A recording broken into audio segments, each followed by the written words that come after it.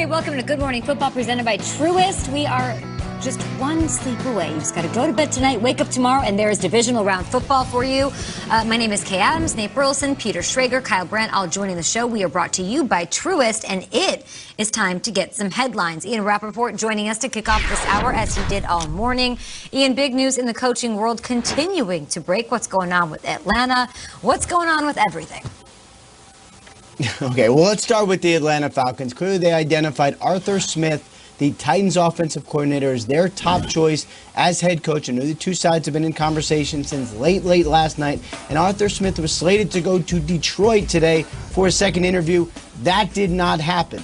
Can the Atlanta Falcons close the deal and solidify Arthur Smith as their next head coach over someone else where he's interviewed? Let's say the Philadelphia Eagles, where he interviewed, where I believe he is actually right now physically, currently. They still have not yet hired a coach. Could they sneak in there and get someone who's been one of the hottest candidates that we've seen in a long time? Meanwhile, some other big-time coaching news from overnight. Robert Saleh is now the official head coach of the New York Jets, signing a 5-year deal. Probably going to bring Mike LaFleur from the 49ers with him as offensive coordinator, though they got to go through the process there. And for Saleh, you know, he loved the Jacksonville job, I know that. But the Jets job was one that very early on he decided if this organization were to offer, he would take it because that's how badly he wanted this job. And then, of course, for the Jacksonville Jaguars, they get their guy as well, Urban Meyer. Finally the head coach of the Jacksonville Jaguars, something we've been chasing for 2 weeks ever since before they fired Doug Marrone. We've known he is their top target. And yesterday, he arrived in Jacksonville, stepped off the plane. Deal wasn't done, but at that point, it was pretty clear. Their third meeting that this was happening. Maybe it was the trip on the yacht that sealed it. Maybe we don't know. But yes, Urban Meyer now officially the head coach of the Jacksonville Jaguars, entering the NFL after a long career in college. Thank you so much, Ian, for the updates all around. We'll be back with you, of course, throughout the day right here on NFL Network. And I'm pretty sure you're working both Saturday and Sunday. One day till football. What a time to be alive. Thank you so much, Ian.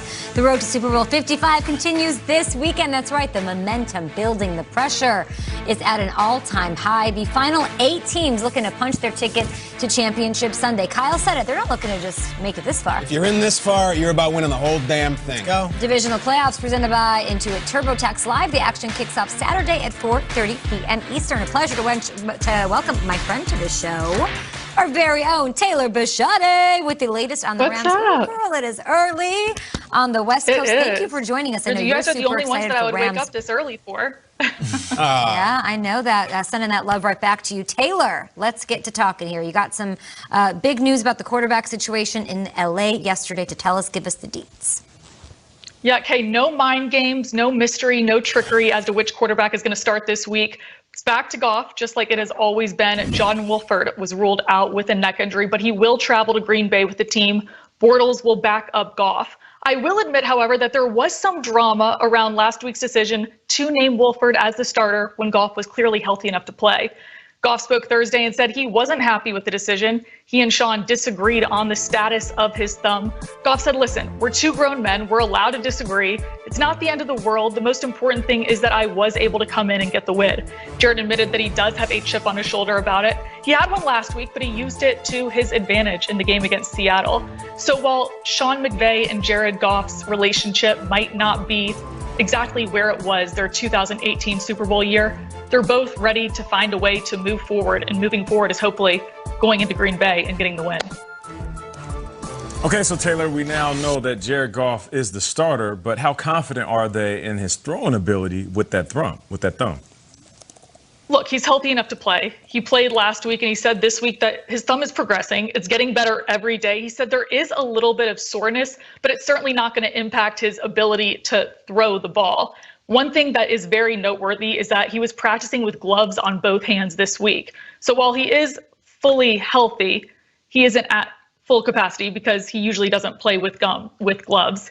He's played with gloves in 2 other games, gone 1-1. But Goff is not historically great in cold weather games. He has 0 touchdowns, 4 interceptions. But before we count Goff out just yet, Kay, we're going to talk about one of your favorite places, New Orleans. We all remember what he did in 2018, going into New Orleans, going into the loudest NFL stadium to play in and getting that win. So while Goff certainly does still have those 3 screws in his thumb, they aren't sure exactly where he's at.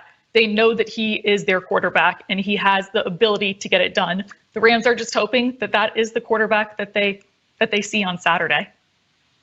And he has taken down the Packers, of course, as well, as Peter Schrager told us earlier. Thank you so much. I mean, you didn't have to bring up the loss of the Saints at the hands of Jared Goff. But I love you anyway, Taylor. Talk to you in a bit. Appreciate the updates all around as we look forward to this game between the Rams and the Saints. The Rams and the Browns will both be trying to pull off upset wins against top-seeded teams in their conference. It's the divisional round, and it is starting tomorrow. It's not very common. It has happened 6 times, guys, in the previous 10 seasons. So I ask you, who's got a better shot at knocking off the numero uno seed, the Rams or the Browns? Aaron Donald plays for the Rams, right? And Aaron Donald is teamed up with Jalen Ramsey, and I know Jared Goff can't throw the ball like he usually does, and I know Jared Goff stinks in cold weather, and we can go through all these narratives. Aaron Donald's a game wrecker, and Jalen Ramsey is an absolute eraser. You take those 2 players who I think in the league are respectively the best at their positions, defensive line and in defensive back, and you put them on a field and say, okay, let's just try to make a play. Let's try to keep this close, and then let's rely on Cam Akers. I think you're going to see a lot of Cam Akers. You saw a lot last week, and I think you might see him in a lot of ways. You might see him out of the backfield. You might see him lining up out wide. You might see him even under center at some point. You could see it in a lot of ways because what the Rams are going to do is limit the opportunities Jared Goff has to have to make a play or have to throw an interception. If Jared Goff is throwing the ball 40 times, they will not win this game. If Jared Goff is being asked to throw for throw with Aaron Rodgers, they've got no shot. But if they play the exact style they did last week, when, by the way, Jared Goff with 9 fingers and no days of practice went in and beat Russell Wilson in Seattle, I think they could pull it off. I really do. We've got to make upset or just picks in general in the next couple minutes on this show. I'm just telling you, I might like the Rams this weekend in Lambeau. And don't fall off your chair, folks. I know what they've got, and they've got it on the defensive side of the ball, and they've got that running back right there, number 23. Sean McVay drafted an entire game plan for Wolford last week. Yeah. Didn't get to use it. Goff went in with the most vanilla game plan possible. Just throw the ball here and there and don't hurt us, and they still won by 10 points. Now imagine an entire week to prepare a game plan for the quarterback who will be under center. Don't count out the Rams just yet.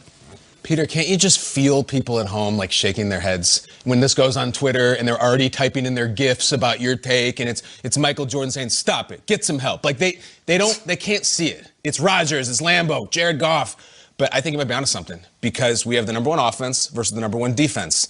Don't sleep on that. It has happened 15 times in the Super Bowl era, and usually the number 1 defense wins. The overwhelming majority of the time, the number 1 offense is held well below its season average. It's happened a lot of times. Normally the defense wins, and the Friday before, everyone's hyping the quarterback and the wide receivers, and then they get beat. And if you don't think Rodgers has been through it, Rodgers has been through it. Number 1 offense versus number 1 defense. Go to Seattle, one of the craziest games I've ever seen in my life. Rodgers, look at Richard Sherman picking off. Is that Jalen Ramsey or Richard Sherman? I can't tell. He's going to Devontae. Guys, this was a wild game in which the number 1 offense and Rodgers was a hot knife through butter that season, knocked off. Now, a couple of things. Yes. It's not in Lambeau. Aaron Rodgers was hobbled that game. There's the walk-off. And Russell Wilson was not Jared Goff's quarterback. This is what I would just say for Jared Goff and the Rams. I don't have sources. It's not what I do. I have my own intuition.